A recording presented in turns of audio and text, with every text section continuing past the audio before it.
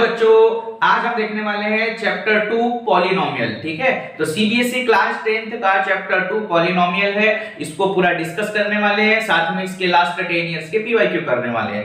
आपने चैप्टर 1 के one shot को काफी अच्छा रिस्पांस दिया, इसीलिए मैं चैप्टर 2 का वन शॉट तैयार कर रहा हूं। तो आप लोगों को इसको प्रॉपर्ली देखना है और लास्ट तक देखना है, ताकि आपके सारे के सारे डाउट्स क्लियर हो जाएंगे। साथ में इसके अलावा आपको कुछ करने की जरूरत नहीं है, फाइनलाइज चैप्टर कंप्लीट हो जाएगा। इसमें आपको रिवीजन भी मिलेगा, पीवाईक्यू भी मिलेगा, साथ में फुल चैप्टर भी मिलेगा। ठीक है, प्लीज को तैयार करो, सारे सब्जेक्ट के सारे चैप्टर्स को प्रॉपर्ली तैयार करो। इसके ऊपर मैं एक वीडियो लाने वाला हूं, जिसमें हर एक चैप्टर्स पर आप कैसे फोकस कर सकते हैं, मतलब हर एक चैप्टर्स का एक शॉर्ट रिवीजन लाने वाला हूं। ठीक है, तो पहले मैं ये सीरीज कंप्लीट करूंगा जो मैंने स्टार्ट किया है सारे चैप्टर्स के वन शॉट की, उसके बाद अपन ये करेंगे।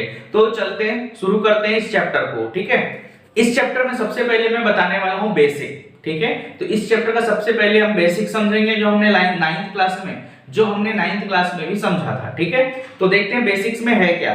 प्रॉपर्ली पिन ड्रॉप साइलेंस के साथ में इसको देखना है। देखो, सबसे पहले हम समझते हैं वेरिएबल्स क्या होते हैं। ठीक है, अब वेरिएबल्स का मतलब क्या है, देखो x y z ये क्या कहलाते हैं आपके वेरिएबल्स। वेरिएबल्स का मतलब एक अननोन वैल्यू। वेरिएबल्स का मतलब क्या है भाई, इसको हम क्या बोलेंगे, अननोन वैल्यू।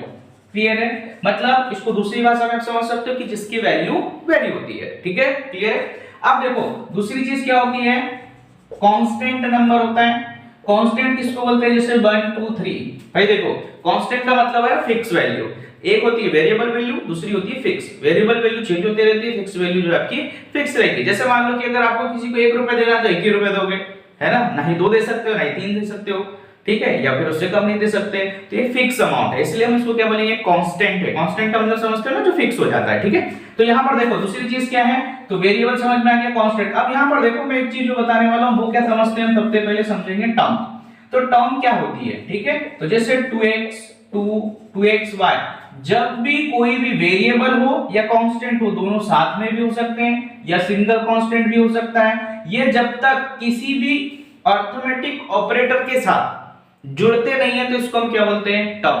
समझ में आ रही बात, और वो टर्म्स क्या कहलाएगी, सिंगल टर्म। तो देखो मैं इसके सारे सिस्टम बताऊंगा कि कैसे काम करता है। तो देखो, इसके पहले आपने 9th में सब चीजों के बारे में समझा होगा, तो देखो मैं यहां पर बता दे रहा हूं, फिर से थोड़ा बेसिक है।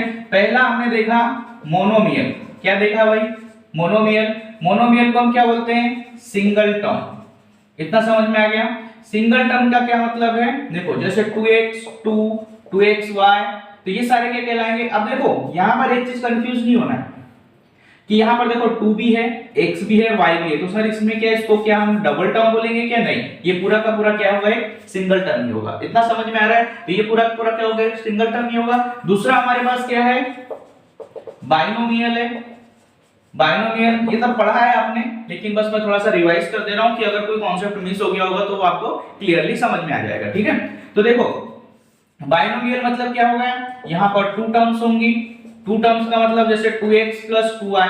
यहां पर आप ध्यान देंगे तो देखो ये एक टर्म है और ये एक टर्म है। ठीक है, अब ये दोनों टर्म्स क्या है, एक अरिथमेटिक ऑपरेटर के साथ में क्या हो गई है, ऐड हो गई। तो यहां पर हम क्या बोलेंगे, इसको 2 टर्म्स। क्लियर है, समझ में आया, पक्का। फटाफट सब्सक्राइब करो और कमेंट करके बताओ कि हां सर बहुत अच्छा लग रहा है, समझ में आ रहा है। ठीक है, देखो तीसरा क्या है हमारे पास, ट्राइनोमियल है। ट्राइनोमियल को हम क्या बोलते हैं, 3 टर्म्स। ठीक है, 3 टर्म्स मतलब देखो जैसे 2x², 2x + 2, यहां पर ये एक टर्म हो गई, ये एक टर्म, ये एक टर्म, दूसरी टर्म, तीसरी टर्म, तीनों टर्म्स को जब हमने कंबाइन कर दिया तो हम इसको क्या बनेंगे भाई, ट्राइनोमियल। क्लियर है, पक्का। चलो देखो इसके बाद फोर्थ क्या है भाई, ये होता है पॉलिनोमियल।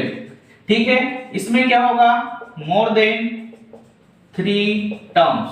क्या होगी इसमें भाई, मोर देन 3 टर्म्स, जैसे 2x³ + 2x² + 2x + 2। तो देखो यहां पर ये एक टर्म है, ये भी एक टर्म है, ये भी एक टर्म, मतलब 4 टर्म। मतलब क्या होगा इसमें कि मोर देन 3 टर्म्स होगी तो उसको हम क्या बोलेंगे, पॉलिनोमियल। तो यहां पर बात यही समझना था कि हम इसमें क्या कर रहे हैं, इस चैप्टर में पूरा है क्या। तो यहां पर हम पॉलिनोमियल्स के बारे में डिस्कस करने वाले, इसलिए मैंने थोड़ा सा बेसिक बता दिया कि जो इससे रिलेट करता है। क्लियर है, एक बात और समझना है। ठीक है, देखो जैसे 2x + 2, इस पूरे को बोलते हैं हम एक्सप्रेशन। क्या बोलते हैं इसको भाई? एक्सप्रेशन बोलते हैं। क्या बोलते हैं? एक्सप्रेशन का मतलब क्या? कोई भी वर्ड प्रॉब्लम्स हो या किसी को भी हमें एक्सप्रेस करते हैं किसी एक सिस्टम में, यानी टर्म्स के फॉर्म में अगर हम किसी भी वर्ड प्रॉब्लम को हम क्या करते हैं, अरेंज करते हैं, उसको हम क्या बोलते हैं? एक्सप्रेशन। ठीक है। और एक्सप्रेशन इक्वेशन कब बन जाती है ये भी ध्यान रखना कि जैसे 2x + 2 = 0 हो जाता है तो इसको हम क्या बोलते हैं? इक्वेशन। क्या बोलते हैं इसको भाई? इक्वेशन। क्यों? क्योंकि ये इक्वल का साइन लग गया, मतलब ये पूरी एक्सप्रेशन किसी के इक्वल टू है, वो क्या है? Equal to 0। कहने का मतलब जब भी इक्वल का साइन लगता है तो उसको हम इक्वेशन बोलते हैं, इक्वल का साइन नहीं है तो उसको हम एक्सप्रेशन बोलते हैं। तो यहां पर हम पढ़ने वाले हैं किसके बारे में? पूरा का पूरा जो है पॉलिनोमियल के बारे में। तो मैं अब इसके बाद बताने वाला हूं टाइप्स ऑफ पॉलिनोमियल। ठीक है।